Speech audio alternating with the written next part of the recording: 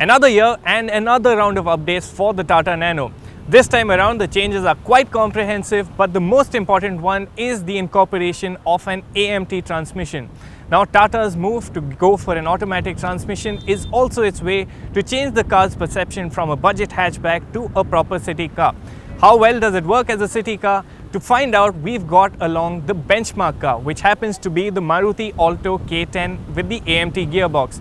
Now this is a car that's been selling like hotcakes right since launch, and it also happens to be known, formally at least, as the world's cheapest automatic in the world. What we are here to find out is how well the Nano takes over the mantle and if it is the better car.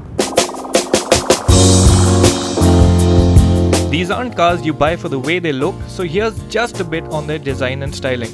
The Nano retains its space-efficient mono-volume form, but now gets more stylistic flourishes to make it look more, well, special.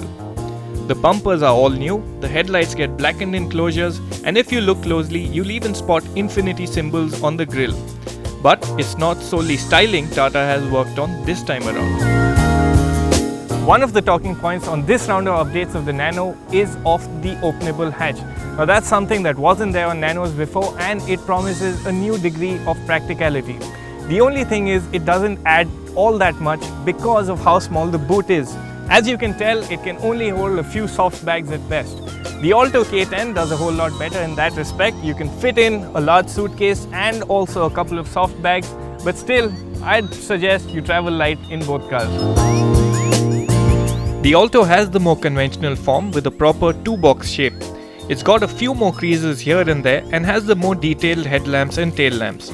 Styling is still a mismatch of elements that don't necessarily gel together. But that's unlikely to be as much of an issue for family buyers as cabin space is. I've set the front seat to my seating position. I'm about 5 feet 11 inches, and as you can tell, I don't have almost any legroom in the back. In terms of cabin width as well, there's not all that much to speak of. So if you are going to use the back seat more often or are going to use the Alto as a family car, it may not be the wise choice.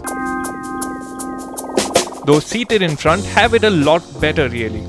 The seats, though not great, are more supportive.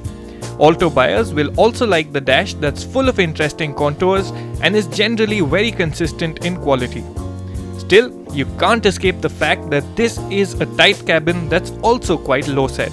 In fact, where you need to crouch into the Alto's cabin, you literally walk into the Nano's large passenger area. An area where the Nano scores a small but significant victory over the Alto is in terms of space efficiency. As you can tell, I have enough knee room, there's sufficient headroom, and even the large windows make it feel airier still. As for other aspects of the Tata's cabin, you'll be pleased to know quality is a huge step up from the Nanos of old. Helping here are bits like the new steering wheel, column stalks and gear lever that all seem plucked from the more expensive Tata Zest. But it's still not perfect in here. The steering is set too low, the seats are on the firmer side, and some might even find the seat squab too long. Moreover, the covered cubby holes on either side of the centrally mounted instrument panel don't offer the same space or practicality as a traditional glove box would, something the Alto comes with. Let's also take a look at the features you get on the Nano and Alto. For this comparison, we've taken the topmost trim of the AMT gearbox versions. Electric power steering, central locking, front power windows and CD players with USB and aux in are common to both cars.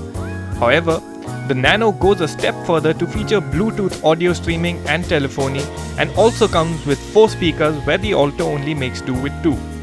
The Nano also gives a digital readout for real-time fuel economy and distance to empty. The Alto, on the other hand, features a tachometer and also provides the convenience of internally adjustable side view mirrors. Neither car scores well on safety though. Airbags are not offered on either. At least, the Alto provides the safety of front disc brakes.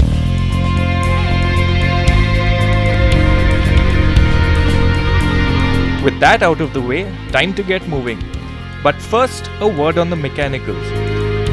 As before, the Nano uses a 624cc 2-cylinder motor that makes just 37.5 bhp and 5.2 kgm of torque. The Alto K10 on the other hand comes with a 3-cylinder 998cc engine with 67.1 bhp and 9.2 kgm of torque. True, the numbers would have been closer had we considered the Maruti Alto 800, but the fact is that it's not available with an AMT gearbox, at least for now.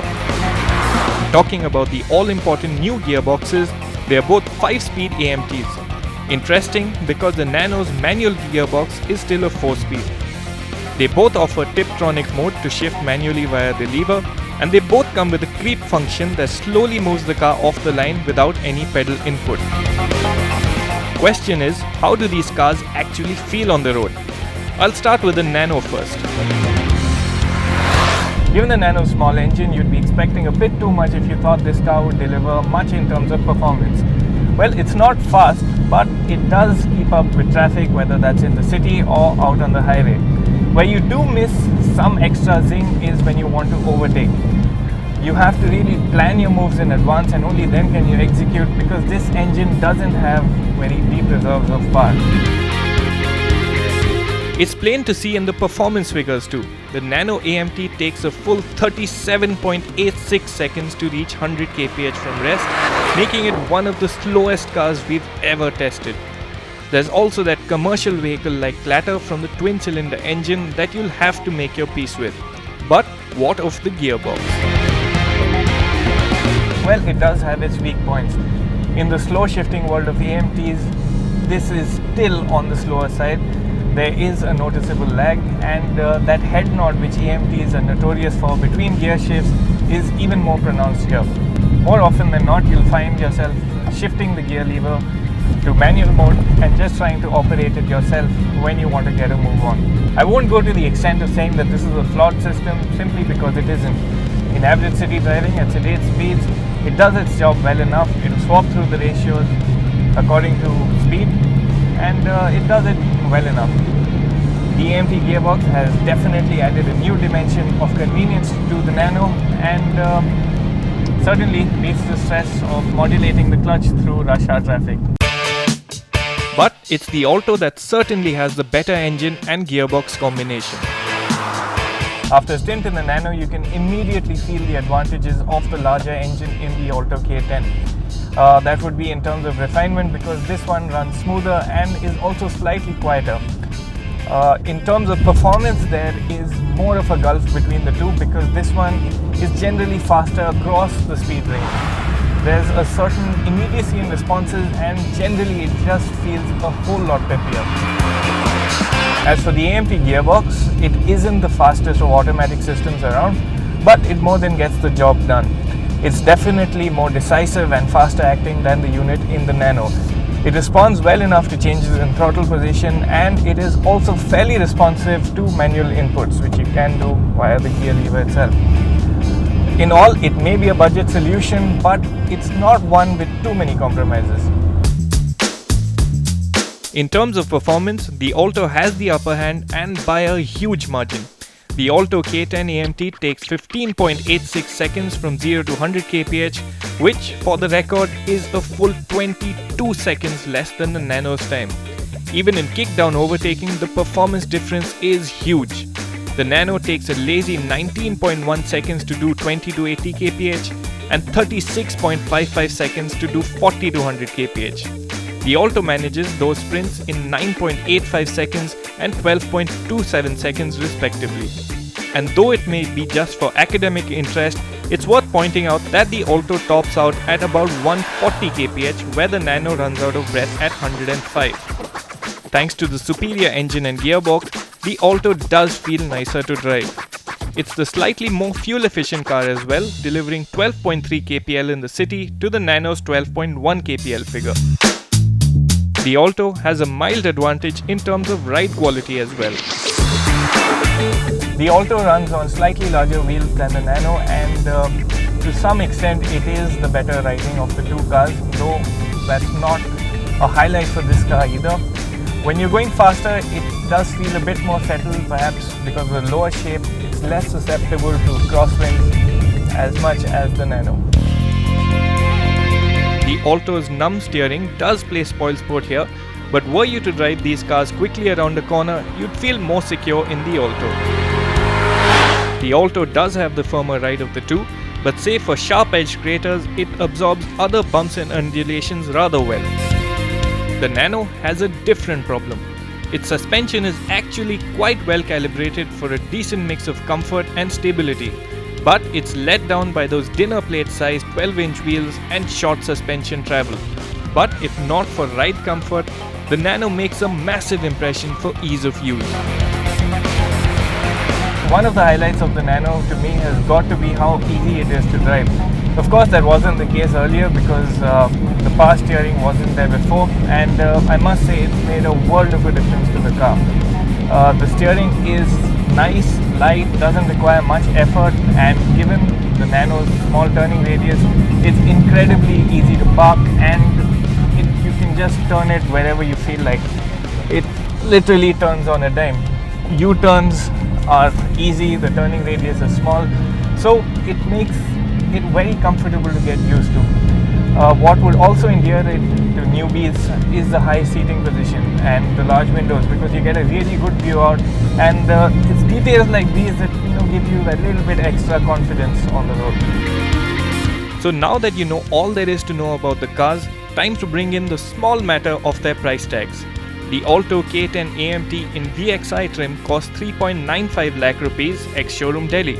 On the other hand, the Nano AMT in XTA form comes in at 2.89 lakh rupees. In effect, there's a 1 lakh rupee gulf in their prices, which at the budget end of the car market has a massive bearing on the verdict.